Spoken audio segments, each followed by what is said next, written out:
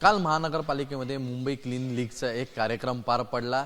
यामध्ये आता सत्ताधाऱ्यांमध्येच आता मानपानावरून कुठेतरी नाराजी नाट्य पाहायला मिळतंय। यावरती अमय गोले जे शिवसेनेचे गटनेते आहेत त्यांनी थेट आयुक्तांना पत्र लिहून त्यांची नाराजी व्यक्त केली। आपल्यासोबत सध्या विरोधी पक्षनेते किशोरी पेडणेकर आहेत। ताई, काय सांगाल? सत्ताधाऱ्यांमध्येच कुठेतरी आता आम्ही सुद्धा नाराज आहोत। का नाराज? तर एक तर तुम्ही आमच्यावर मेहरबानी करून आम्हाला बोलवलं पाहिजे हे नाही सांगत आहे। तो तुमच्या भारतीय जनता पार्टीचा पक्षाचा कार्यक्रम नव्हता। इतके मोठे सिने कलाकार जे स्वतः वैयक्तिक जीवनामध्ये पण अतिशय सामाजिक काम करतात असे सिने कलाकार जर तुम्ही बोलवले, ब्रँड ॲम्बॅसेडर म्हणून त्यांना करताय आणि मुंबईच्या क्लिनिनेससाठी, मुंबईच्या स्वच्छतेसाठी जर होतं तर महापौर कुठे होते हा प्रश्न पण आम्ही विचारणार। उपमहापौर त्यांच्याच गोटातून करतात, ते संविधानिक पद नाही। मग नसलं तरी जर उपमहापौर बसतात तर ते चौथ्या रांगेत का? आणि विरोधी पक्ष म्हणून आम्हाला का बोलवलं गेलं नाही? मी हा जाब आमच्या प्रशासनाला पण विचारते, कारण कुठलाही पैसा हा मुंबईच्या करदात्यांमधनं जाणार आहे। ते प्रशासन पण काय खिशातून देणार नाही आहे ना भारतीय जनता पार्टी। भारतीय जनता पार्टीच्या अध्यक्ष तिकडे विधानसभा चालू असताना पण मुंबईत महापालिकेत येतात आणि या गोष्टी करतात। याचा अर्थ जे दुसऱ्यांना प्रश्न विचारता एवढं काय तुम्हाला मुंबई, तर तुमचं कामकाज सोडून तुम्ही इथे येता आणि तुमच्याच महापौरवर तुम्ही अन्याय करता, हे कितपत योग्य आहे? कुठल्या महिलांना न्याय देता?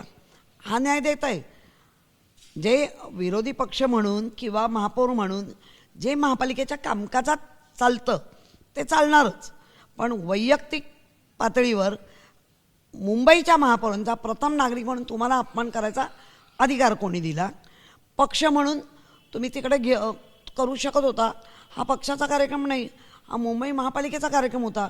सगळ्या गटनेत्यांना बोलवायला पाहिजे होतं, विरोधी पक्षनेत्याला बोलवायला पाहिजे होतं, महापौर आणि उपमहापौरांचा मान सन्मान ठेवला गेला पाहिजे होता आणि तो गेला नाही आहे हे तुमच्या माध्यमातून आम्हाला कळलं। पण ताई, काही भाजपच्या महत्त्वाच्या नेत्यांचा इंटरफिअरन्स या मुंबई महानगरपालिकेमध्ये वाढतोय। विरोधी पक्षनेते म्हणून आपल्याला काय जाणवतंय? बघा, तुम्ही चौथा स्तंभ आहात, चौथं म्हणजे नेत्र आहात, तिसरं स्तंभ आहात। तुमच्या पण लक्षात येत आहे की सगळा इंटरफिअर म्हणजे ह्यांच्या हे वाढलंय, दबावतंत्र सगळ्या अधिकाऱ्यांवर, त्याचप्रमाणे त्यांच्या असलेल्या अध्यक्षांवर वगैरे महापौर दिसतोय। ह्या कार्यक्रमाला तुम्ही इथे येऊन असं मला कळतं आहे, मला माहिती नाही कारण आम्हालाच बोलवलं नाही तर आम्हाला काय कळणार, पण दबक्या आवाजात त्यांच्याकडनं तेच कळतं आहे महापौर नाही आल्या पाहिजे। त्या गेल्या का नाही आल्या पाहिजे?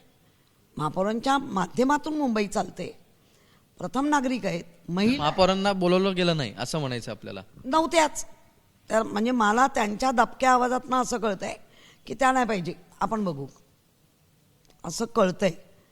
आता हे कितपत खरं खोटं तुम्ही महापौरांनाच विचारू शकता, कदाचित त्या पक्षाची बाजू म्हणून मांडतील, पण त्यांनाही लक्षात येत आहे काय होत आहे।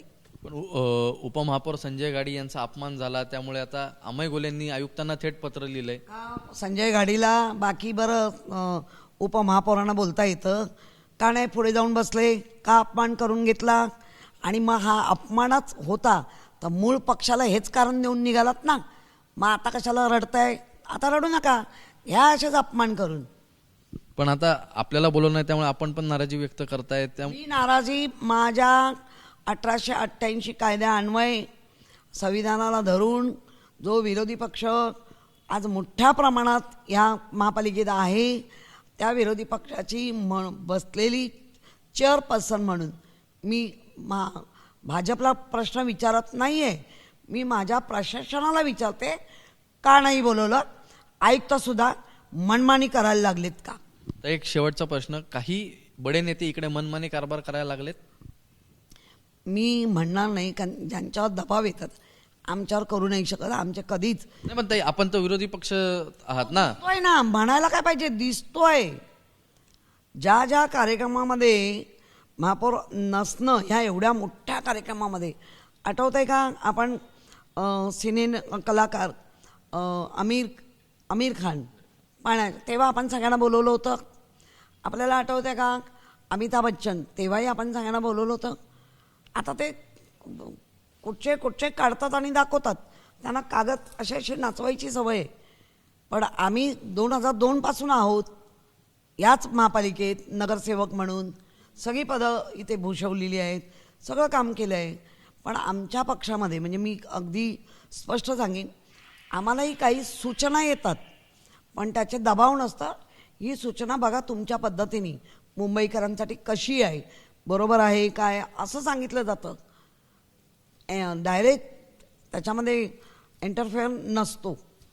ते आपल्याबरोबर विरोधी पक्षनेत्या किशोरी पेडणेकर ज्यांनी थेटपणे सांगितले की इकडे काही बड्या नेत्यांकडून दबाव तंत्र सध्या महानगरपालिकेमध्ये सुरू आहे. कॅमेरामन विजय देसाईसह ईशान देशमुख, एबीपी माझा, मुंबई. एबीपी माझा, उघडा डोळे बघा नीट.